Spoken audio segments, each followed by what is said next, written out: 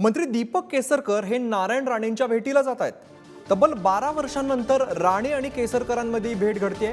राणेंच्या कणकवलीतील बंगल्यावरती दोघांमध्ये ही भेट होतेय। नौसेना दिनाच्या निमित्तानं नियोजनासंदर्भातली ही भेट आहे। तर दीपक केसरकर सावंतवाडी विधानसभा मतदारसंघासाठी निवडणूक लढवण्यासाठी इच्छुक आहेत। या पार्श्वभूमीवरती सुद्धा या भेटीला विशेष महत्त्व प्राप्त होत आहे। तर राजकीय कोटातून महत्त्वाची आपण बातमी बघतोय। मंत्री दीपक केसरकर हे नारायण राणेंच्या भेटीला जात आहेत। तब्बल 12 वर्षांनंतर राणे आणि केसरकरांमध्ये भेट घडते। राणेंच्या कणकवलीमधील बंगल्यावरती दोघांमध्ये भेट झालेली आहे। ही एक्सक्लुझिव्ह दृश्य आपण पुढारी न्यूजवरती पाहतोय। नौसेना दिनाच्या निमित्तानं नियोजनासंदर्भातली ही भेट मानली जाते। तर दीपक केसरकर सावंतवाडी विधानसभा मतदारसंघासाठी निवडणूक लढवण्यासाठी इच्छुक आहेत। या पार्श्वभूमीवर सुद्धा ही भेट महत्त्वाची मानली जाते।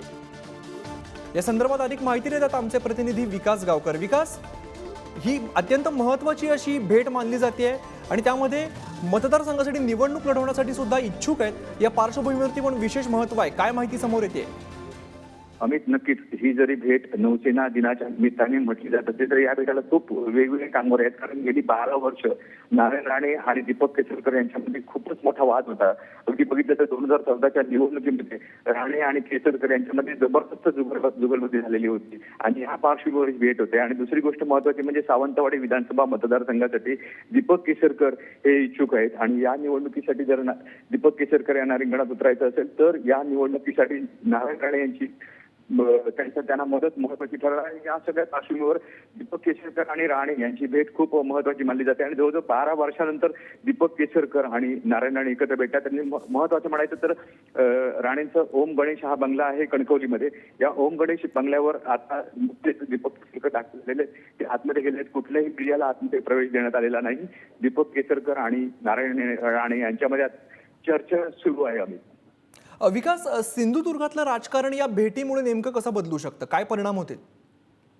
नक्कीच आम्ही जर बघितलं तर राणे आणि केसरकर हे सिंधुदुर्ग जिल्ह्याचे प्रमुख नेते मानले जातात आणि जर पुढच्या काळातलं राजकारण म्हणायचं असेल तर निलेश राणे हे मालवण विधानसभा निवडणुकीसाठी इच्छुक आहेत आणि सावंतवाडी विधानसभा मतदारसंघासाठी दीपक केसरकर हे इच्छुक आहेत। या दोघांनाही एकमेकांची मदत महत्त्वपूर्ण मानली जाणार आहे। जर उद्धव ठाकरे गटाला शह द्यायचा असेल तर या भेटीकडे सगळ्यांचं लक्ष आहे। कारण पुढच्या काळात जर मालवण कुडाळ विधानसभा मतदारसंघ असेल किंवा सावंतवाडी विधानसभा मतदारसंघ असेल, या दोन्ही निवडणुका जिंकायच्या असतील तर दोघंही एकत्र येणं महत्वाचं आहे।